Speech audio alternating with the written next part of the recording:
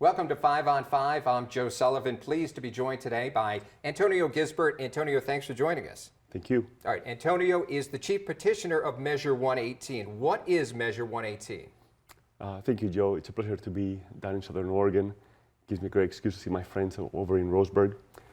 Measure 118 is a statewide initiative that we're all going to get a chance to vote now in November. It is designed to do two things that we think that we need in the state. First and foremost, it imposes some degree of corporate tax justice. Right now, giant corporations in Oregon are barely paying any taxes at all.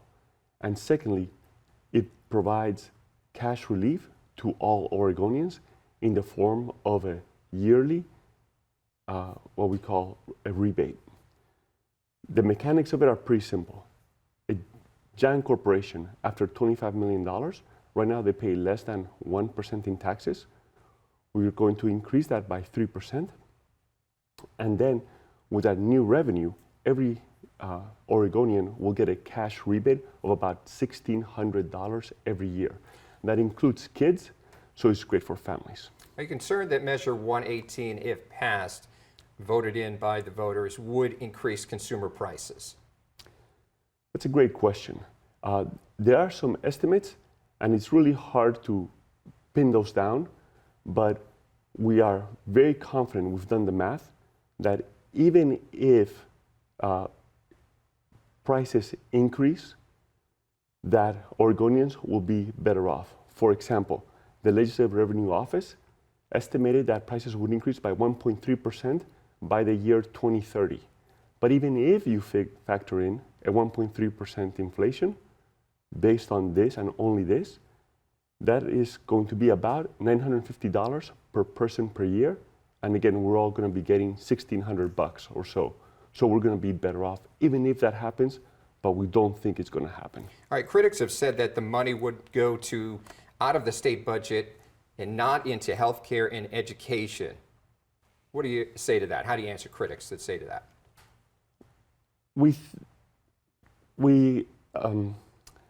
To us, we don't see the merit of that critique.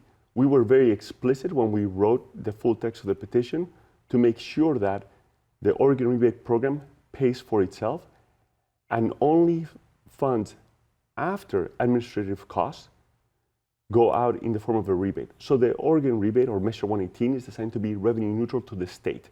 So it is not going to take any money from any other important state program. And secondly, right, as we all do better, there will be, one, less demand on state programs, and two, increased tax returns, and so the general fund will grow in subsequent years. All right, we're going to take a quick break and be right back with part 2 on Measure 118. Stay with us.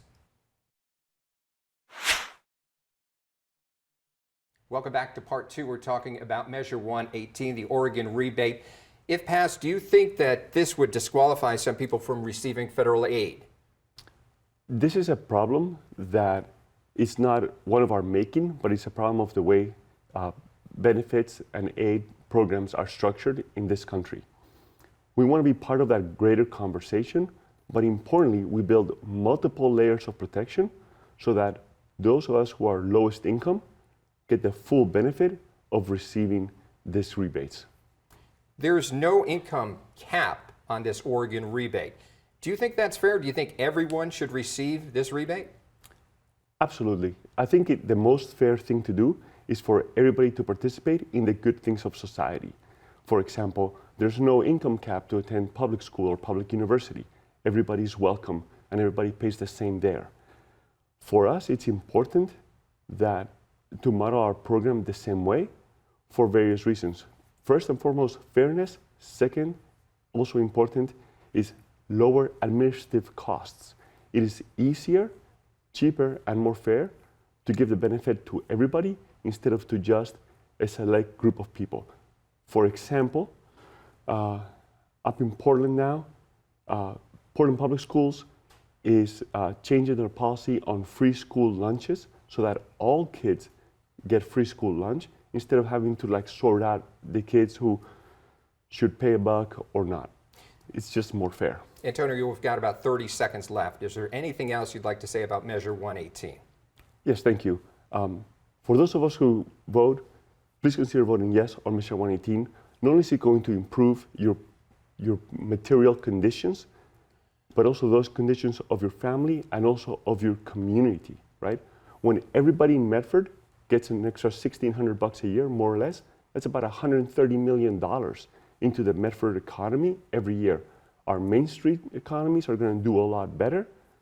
Our households are going to do better. We're just going to thrive and share in the wealth that we all have. Antonio, thank you very much for stopping by. I appreciate it. Thank you. All right, stay with us. We'll be right back with more local news.